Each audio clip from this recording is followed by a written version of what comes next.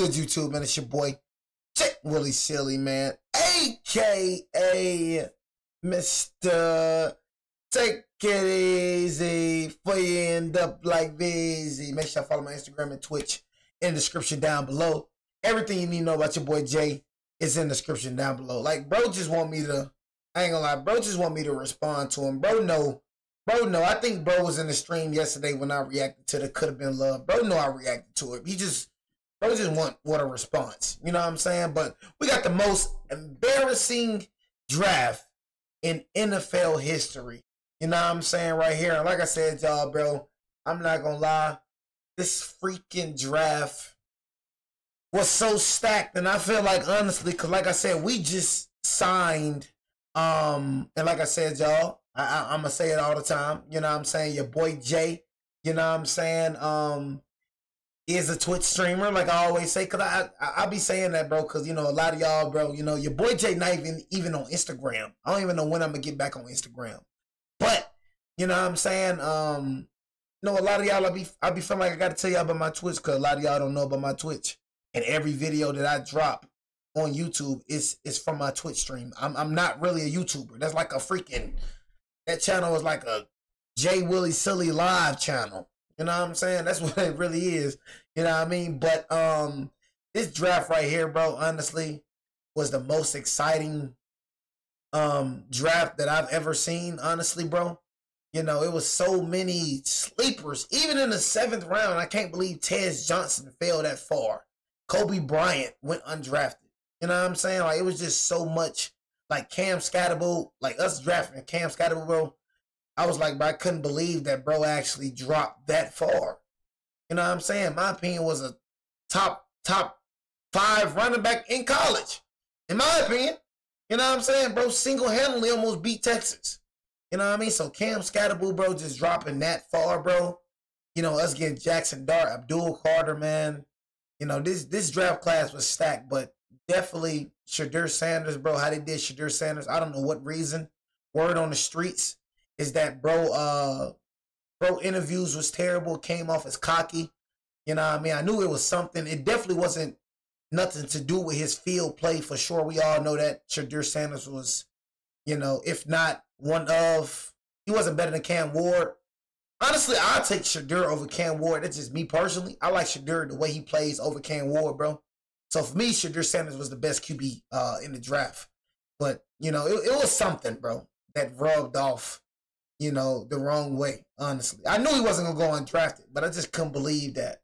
Dang, 5th round. 'Twas the night before draftmas, and was quiet in the hall. Not a player was stirring, not Will or Jihad Kimball. So what the heck is you talking about? I ain't gonna lie, bro, you just threw me off completely. 'Twas the night before draftmas, and was quiet in the hall. Not a player was stirring, not Will or Jihad Kimball. So as players... Okay, look, Jihad Campbell to the freaking Philadelphia Eagles. That was a good pickup, because like I said, Jihad Campbell definitely was a top linebacker in this draft. But, you know, I don't know, man. You know, Will Johnson, in my opinion, would have been better. First round pick. Will Johnson, you know what I mean? Or Malachi Starks got picked up by the Ravens, so y'all couldn't get him. But, you know, I mean, y'all got, you know, y'all got cornerbacks and, you know, safeties to replace C.J. Gardner and Darius Slay Jr. But y'all lost some key pieces, bro. Y'all lost some key pieces to that defense. And was quiet in the hall. Not a player was stirring, not Will or Jihad Kimball. So as players sat by their phones waiting for call or sign, one unfortunate man got the most embarrassing draft night of all time. But dear viewer, if you wish to learn how to poetry, we will have to go back like we do oh so well. So to begin this tale of the most dramatic fall in NFL history, let's start with the real rising action. It's 2023. Deion Sanders and crew had just made the shift from FCS to FBS, taking over the previously almost totally defeated Colorado Buffalo, and had done something that Colorado Colorado hadn't witnessed in a long time. Win the Pac-12? Well, let's not get ahead of ourselves. For the first time in forever, the Buffalo had a little hype, a little hope even. Deion promised to come in and change things, and he had shown what he did at Jackson State, and in miraculous fashion would come in and do what we will all come to know. Yeah, I still, like I said, I still wasn't a believer. You know what I'm saying? I wasn't on his hype. Like, Shadur, Travis, yeah, for sure, good players for sure. But I still don't believe. That's just me. You know what I'm saying? I just didn't hop on the train. You feel me? Honestly, because most of them in that crowd, bro. If Deion left today, they're not going to be there no more. Most of them is Deion Sanders fans in that crowd right there. You know what I mean? But like honestly, like I said, for me, honestly, I'm still not on the train. I'm still not on the hop train. Know and love, which is overpromise and underdeliver. Yes, they beat a ranked TCU team that was only ranked riding on the coattails. Oh my God, bro! Look, when Colorado beat TCU, oh my God, you talking about the country went crazy? But the country went crazy. And guess what I was saying? Hey, they say they the truth. Well, I'm not a believer. I didn't believe it because you know why? TCU, bro, wasn't even that good of a team. In my opinion, bro, TCU wasn't even supposed to make it. It still pisses me off to this day. It pisses me off to this day that TCU made it in above us. They just lost to Kansas State. And for them to make it in above us just because they had one more win than us, it pissed me off. To this day, it pissed me off. Just to get dog walked by Georgia in a national championship. It proved they was not meant to be there at all. Previous championship appearance and nothing else. Yes, they would then roll past Nebraska and sneak out a win against Colorado State before getting windmill dunked by Oregon, and maybe in their best game of the entire year took on a highly ranked Trojans team to the wire, requiring USC to recover a late onside kick to stop a comeback attempt before in one last showing of grit would beat Arizona State on the back of a game-winning field goal and then would lose out the rest of their season. But in the midst of all that, Coach Prime was ringing the bell despite the losses that he had two of the best players in college football. His two sons, Shadur and Travis. What's that? Travis isn't his son? Oh, he has another son, Shiloh? Why doesn't he talk about him more? That's aside the point.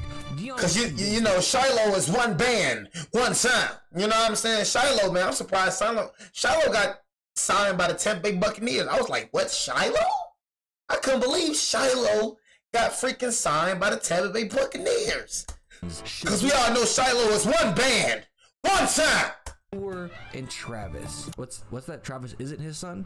Oh, he has another son, Shiloh? Why doesn't he talk about him more? That's aside the point. I don't know why you don't talk about Shiloh. These two players were some of the best players in college football, with one of which being an actual unicorn who played at a high level as wide receiver, as well as being one of the most dangerous corners in the college football landscape, and just being an absolute menace. And the other one of the best. A quarterback who could dice up defenses, like when he threw for 510 yards against TCU, 394 against Nebraska, heck, 400 yards in that loss to Stanford. And all this while maintaining a high level of accuracy, with one little asterisk, which is his seeming lack of escapability and taking a lot of sacks, which in one interview he even made sure to mention his offensive line's inability to block for him, which we're going to circle back around to later. So despite I remember that season, Colorado fans, players, and head coach Deion Sanders all had a lot of optimism going into their next season, but with drastically more realistic expectations than the season prior. And then it would be, well, admittedly, what I think we would all call a hard to evaluate season. Sure, Deion and ESPN were convinced that Shadur was a top 5 pick, as well as Travis Hunter. The whole country was. On one hand, Travis was everything we hoped he would be. He would lead the Buffs in reception yards pretty much every other game this season, and was a key piece on a much improved defense. I mean, you almost can't put into words how good he was without just watching a highlight tape, but I'll say this: if he were just a wide receiver or just a corner, he would still be considered a first-round pick, and the fact that he was playing both at that high of a level while remaining humble and likable guy in his interviews. I ain't gonna lie, Travis, bro, he had hands for days, bro. I'm gonna keep it real with you. You know what I mean? I'm gonna keep it real. That boy had hands for days. You know what I'm saying? Just keeping it G, bro. You know what I mean? I'm not gonna lie to you, bro. You know what I'm saying? going against his character, being random drama from weirdos on the internet, hyper analyzing his girlfriend's actions while he was actively winning the Heisman. That's how far. What are you talking about, Dak? I mean, what like Dak? What are they talking about? Dak Prescott traded to the. What are they talking about? I mean, all this little trolling and stuff. You know what I'm saying? I don't know why you trolling. People had to go to try to dig something up on him. So they don't even need Dak Prescott, bro. You live up to the hype? Absolutely. And I'm your typical cynic, and I don't buy into a lot of guys' hypes, but man, you couldn't not like what you saw on tape. And everything that Dion and ESPN was saying about this guy was right on the mark. But on the flip side, I don't think you could have said that about Shedeur. Was he putting up good numbers? Absolutely. He had one of the best completion percentages of all time at 74% across 477 attempts. He threw for 37 touchdowns and only 10 picks, so his numbers look good, but outside of that, it was underwhelming. I mean, when you watched him, you would absolutely not think that he was bad, but if you knew football, you're talking about an offense custom curated to make him look as good as possible with a head coach that wanted nothing more than for his success and brought in players to bolster him specifically to your offense while throwing to a literal Heisman receiver and still throwing the ball when you have a large lead to continue to pad your stats. And when you watched him, you just kind of went like, yeah, he's pretty solid. He still took a lot of needless sacks, and if a play broke down, he did not look like the best athlete on the field. And by Nebraska week, when you watched him, I think myself and many others mentally. Are we really like hold on, with this video, like, let me go and just, with this, are we really trying to justify Shedeur Sanders getting drafted 5th round? No, like, is this a hate video that I'm watching? You know what I mean? Because I watched the same Shedeur Sanders and definitely was that guy, man. So are we really trying to justify him getting drafted 5th round, bro? Mildew getting drafted before him? Please stop. Will Howard getting drafted before him? Dylan Gabriel getting drafted before him? The kid from freaking Louisville who sucks grass getting drafted before him? Bro had no O-line at all. Bro literally was running for his life dang near every play. Jalen Mildew had O-line, though. Look how Mildew did. Dylan Gabriel had an O-line. Will Howard had an O-line. But Shedeur didn't. Even Cam Ward had an O-line. I promise you, dang near every snap, bro was running for his freaking life. So I know we're not trying to justify my boy being a 5th round draft pick. I know we're not doing that. I know we're not doing that. Moved him out of at least the top 5 conversation, but for I know we're not doing that. Out of the 1st round, as it was clear that I know we're not saying like one of the best QBs at college football, bro, who's projected to be a top 5 draft, bro. I know we're not trying to explain why he was a 5th round draft pick. I know we're not trying to do that. Wasn't there, but where people would get 37-10, Dion, Colorado fans, and ESPN were feeding us the sauce that he was still going to be drafted top 5 in the league. Everybody thought he was highest on everyone's board, while those who wanted to believe in him were starting to just not be able to, leading to the end of the season after a very flat showing in their bowl game, going out on a low note. You see this? You see running for his life? Do you see this? Are you ignoring this? Draft process brought even more troubles. When at the combine, he refused to throw, which for guys who have shown an elite arm all year wouldn't kill you, but when you're invited pretty much to show that you have an elite arm, it doesn't help whatsoever. And then the report. See, yeah, this right here probably what messed him up. Now, this is what messed him up right here. You know what I mean? I feel like the cockiness got him. You know, Colorado QB Shedeur Sanders won't throw at combine. That right there rubbed people the wrong way, bro. You should have threw at combine, bro. Nah, I mean, I ain't gonna lie. No matter what big of a name you is, no matter about none of that, bro, go ahead and throw in that combine.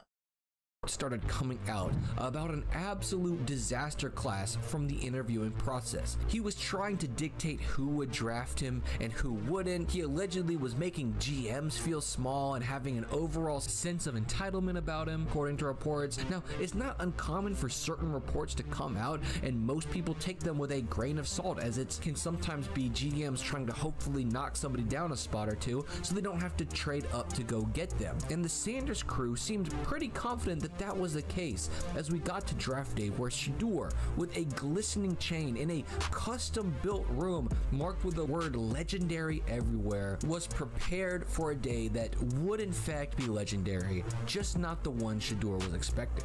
You see, the general consensus by talking heads is that Shedeur was still a top 5 picks, and the Browns and Giants were in desperate need of a quarterback, as well as the Titans, but it was apparent that they were going to be taking Cam Ward with that first pick. And as the draft went underway, Cam Ward went first, fulfilling expectations. Then Travis Hunter would go to the Jaguars after the Browns traded down, fulfilling that expectation.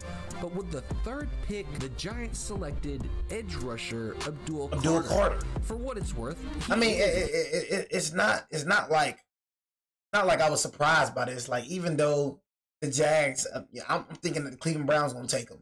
You know what I'm saying? But or the Saints or the Pittsburgh Steelers. But it's not surprised that we took Abdul Carter. We didn't need Shedeur Sanders. Right when we signed Russell Wilson, Jameis Winston, bro, I knew off the gate we weren't drafting a QB at the 3rd pick. So that right there didn't surprise me at all. Selected edge. I thought it was gonna be either. You know, I watched Abdul Carter. I know bro ain't a bag pick. I know that's one of the best, if not the best, D lineman edge rusher in the draft. I've watched the bro with my own eyes, so I know that was a pick that was a W pick for sure. For me, I thought it was either Travis Hunter or Abdul Carter. I knew Shedeur and I knew Cam Ward wasn't gonna get picked with the 3rd pick. Abdul Carter. For what it's worth, he is worthy of that pick. But then you get to the 5th pick, and the Browns select Mason Graham. That was crazy. Defensive tackle. And then the Raiders pick up Ginty, Jets, Saints, Cowboys, all these dark horse teams that might have picked up a quarterback. Definitely thought that the Browns were gonna get him for other pieces until the Giants late in the 1st round. Everybody thought, I ain't gonna lie, I thought we was gonna get Shedeur too though. I ain't gonna lie. Like everybody was making, you know what I'm saying? Everybody was on our nuts. Till you press up on Shedeur Sanders. We have a quarterback unlike the Steelers, unlike the Saints. We literally signed our quarterback in the offseason. Y'all forgot we got Russell Wilson? So it's like everybody just got on our nuts. You know what I mean? And said, why you pass up on Shedeur when the Saints and the Steelers literally passed up on Shedeur as well? Straight up, and after a long slide, they select Jackson Dart. As we leave the 1st round, Shedeur still on the board. Now, this wouldn't be the worst thing in the world. It's a little embarrassing because you had the chain and you had the whole setup, which is something that 1st rounders can sometimes do, but is a little goofy if you're a day 2 guy. But then day 2 comes. The Saints pick up Tyler Show. This was crazy. This one I knew it was going to be a show. This one I knew I was like, oh yeah, this finna be one of those drafts. When they picked up this thing over Shedeur, I was like, oh yeah. Day 2 guy. But then day 2 comes. The Saints pick up Tyler. Who that is besides? Who that is? If you're a day 2 guy. But then day 2 comes. The Saints pick up Tyler Show, the only quarterback for that round, as Shedeur has now slid 2 rounds down from where he thought, which is past expectations of even critics like myself. But what surprises even more was round 3. 2 quarterbacks would be drafted: Jalen Milroe to the Seahawks and Dylan Gabriel to the Browns. Shedeur has now fallen in historic fashion all the way out of day 2 of the draft, and on day 3 it gets worse as round 4 passed with no phone call. And I don't care what you thought of Shedeur going into this process. Even the most skeptical people I knew didn't think he would fall this far down, as now the main question was what the hell was happening in those interviews. Hey, that's what I was saying, bro. What happened behind the scenes? What the heck happened behind the scenes to make this nigga drop this far?